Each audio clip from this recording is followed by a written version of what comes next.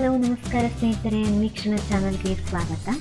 ಇವತ್ತಿನ ದಿನ ನಾನು ಲೆಫ್ಟ್ ಓವರ್ ಅನ್ನದಿಂದ ಅಂದರೆ ಮಿಕ್ಕಿರೋ ಅನ್ನದಿಂದ ಒಂದು ರೊಟ್ಟಿ ಮಾಡೋದು ಹೇಗೆ ಅಂತ ತೋರಿಸ್ತಾ ಇದ್ದೀನಿ. ಉಬ್ಬಿದಂಥ ರೊಟ್ಟಿ ತುಂಬ ಚೆನ್ನಾಗಿರುತ್ತೆ, ಹಾಗೆ ಟೇಸ್ಟಿಯಾಗಿ ಕೂಡ ಇರುತ್ತೆ. ಓಕೆ, ಇವಾಗ ಹೇಗೆ ಮಾಡೋದಂತ ನೋಡೋಣ ಬನ್ನಿ. ನನಗೆ ಒಂದು ಬೌಲಷ್ಟು ನಿನ್ನೆ ಮಾಡಿರೋ ಅನ್ನ ಮಿಕ್ಕಿತ್ತು. ಸೊ ಇದರಿಂದ ನಾನು ಇವಾಗ ರೊಟ್ಟಿ ಮಾಡೋದು ಹೇಗೆ ಅಂತ ತೋರಿಸ್ತೀನಿ. ಮೊದಲು ಇಷ್ಟು ರೈಸನ್ನು ಮಿಕ್ಸರ್ ಜಾರ್ಗೆ ಹಾಕ್ಕೊಳ್ಳೋಣ. ಹಾಗೆ ಸ್ನೇಹಿತರೆ, ನಮ್ಮ ಚಾನಲ್ನ ಇನ್ನೂ ಸಬ್ಸ್ಕ್ರೈಬ್ ಆಗಿಲ್ಲ ಅಂದರೆ ಕೆಳಗಡೆ ಕಾಣಿಸ್ತಾ ಇರೋ ಸಬ್ಸ್ಕ್ರೈಬ್ ಬಟನ್ ಮೇಲೆ ಪ್ರೆಸ್ ಮಾಡಿ, ಹಾಗೆ ಬೆಲ್ಲೈಕನ್ನ ಪ್ರೆಸ್ ಮಾಡಿ. ನಮ್ಮ ಅಪ್ಡೇಟೆಡ್ ವೀಡಿಯೋಸ್ಗಳು ನಿಮಗೆ ಬರ್ತಾ ಇರುತ್ತೆ.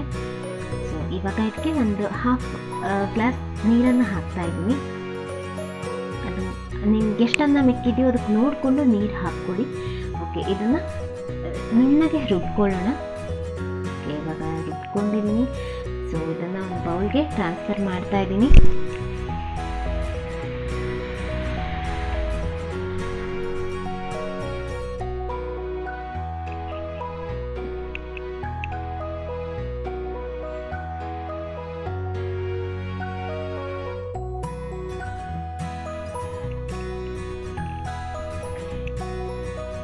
ಈಗ ಅದಕ್ಕೆ ಎಷ್ಟು ರಿಕ್ವೈರ್ಡ್ ಇದೆಯೋ ಅಷ್ಟು ಉಪ್ಪನ್ನು ಆ್ಯಡ್ ಮಾಡ್ಕೊಳ್ಳೋಣ.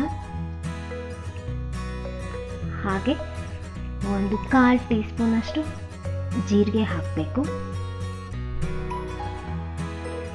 ಸ್ನೇಹಿತರೆ, ನನ್ನ ಚಾನಲ್ನ ಸಬ್ಸ್ಕ್ರೈಬ್ ಆಗಿಲ್ಲ ಅಂದರೆ ಇನ್ನೊಂದು ಸರ್ತಿ ಹೇಳ್ತಾ ಇದ್ದೀನಿ, ಕೆಳಗಡೆ ಕಾಣಿಸ್ತಾ ಇರೋ ಸಬ್ಸ್ಕ್ರೈಬ್ ಬಟನ್ ಮೇಲೆ ಪ್ರೆಸ್ ಮಾಡಿ, ಹಾಗೆ ಬೆಲ್ ಐಕನ್ನ ಪ್ರೆಸ್ ಮಾಡಿ ನಮ್ಮ ಚಾನಲ್ನ ಸಬ್ಸ್ಕ್ರೈಬ್ ಮಾಡಿ, ವೀಡಿಯೋಸ್ಗಳನ್ನೆಲ್ಲ ನೋಡ್ತಾ ಇರಿ. ಓಕೆ, ಇವಾಗ ಇದಕ್ಕೆ ಒಂದು ದೊಡ್ಡ ಬೌಲಷ್ಟು ನಾನು ಅಕ್ಕಿ ಹಿಟ್ಟನ್ನು ತಗೊಂಡಿದ್ದೀನಿ. ನಿಮಗೆ ಅದು ರಿಕ್ವೈರ್ಮೆಂಟ್ ನೋಡಿಕೊಂಡು, ಅಂದರೆ ಇದು ಚಪಾತಿ ಹಿಟ್ಟಿನ ಹದಕ್ಕೆ ಬರಬೇಕು. ಸೊ ಅದನ್ನು ನೋಡಿಕೊಂಡು ಸ್ವಲ್ಪನೇ ಅಕ್ಕಿ ಹಿಟ್ಟನ್ನು ಆ್ಯಡ್ ಮಾಡಿಕೊಂಡು ಕಲಿಸ್ಕೊಳ್ಳಿ ನೀಟಾಗಿ.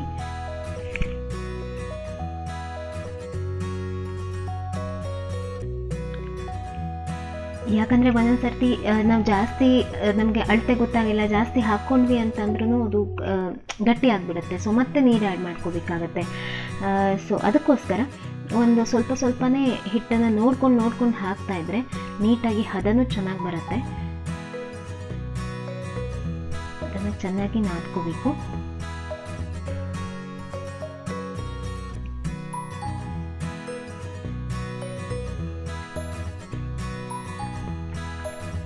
ಹಾಗೆ ಸ್ನೇಹಿತರೆ, ನಮ್ಮದು ಚಾನಲಲ್ಲಿ ಎಲ್ಲ ವೀಡಿಯೋಸ್ಗಳನ್ನು ನೋಡಿ, ಮತ್ತೊಂದು ಏನಂದರೆ ಇನ್ನೇನೇನು ನಿಮಗೆ ಚೇಂಜಸ್ ಬೇಕು ಅಥವಾ ಚೇಂಜಸ್ ಮಾಡ್ಕೋಬೋದು, ನಾವು ಇನ್ನೇನೇನು ಇಂಪ್ರೂವ್ಮೆಂಟ್ಸ್ ಮಾಡ್ಕೋಬೋದು ಅಂತ ನಿಮ್ಗೆ ಅನಿಸುತ್ತೋ ದಯವಿಟ್ಟು ಅದನ್ನು ಕಮೆಂಟ್ ಸೆಕ್ಷನಲ್ಲಿ ತಿಳಿಸಿ, ನಾವು ಇಂಪ್ರೂವ್ ಮಾಡ್ಕೋತೀವಿ.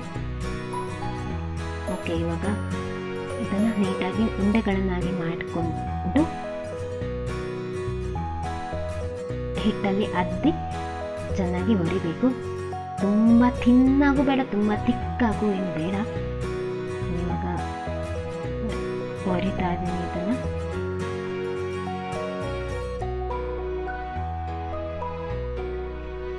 ಓಕೆ, ಈಗ ಇಷ್ಟು ತಿನ್ನಿದ್ರೆ ಸಾಕಿದು. ಈಗ ನಾನು ತವಕ್ಕೆ ಟ್ರಾನ್ಸ್ಫರ್ ಮಾಡ್ತಾ ಇದ್ದೀನಿ.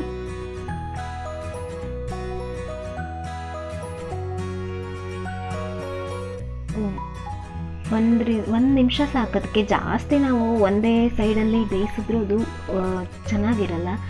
ಸೊ ನೋಡಿಕೊಂಡು ಮಾಡಿಕೊಂಡು ಚೆನ್ನಾಗಿ ಬರುತ್ತೆ. ಸೊ ಉಬ್ಬತ್ತೆ ಅದು.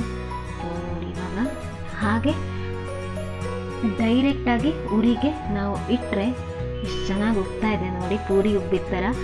ಸೊ ನೋಡಿ, ಮನೇಲಿ ಮಾಡಿ ಬಿಸಿಯಾದ ರೊಟ್ಟಿ. ನಾನು ಇದನ್ನು ಜುಳ್ಕ ಅಂತ ಮಾಡ್ತಾರೆ, ಅದರ ಜೊತೆ ಸರ್ವ್ ಮಾಡಿದ್ದೀನಿ. ಜುಳ್ಕದ ರೆಸಿಪಿ ನೆಕ್ಸ್ಟ್ ಎಪಿಸೋಡ್ಗಳಲ್ಲಿ ನಿಮಗೆ ತೋರಿಸ್ತೀನಿ. Thank you.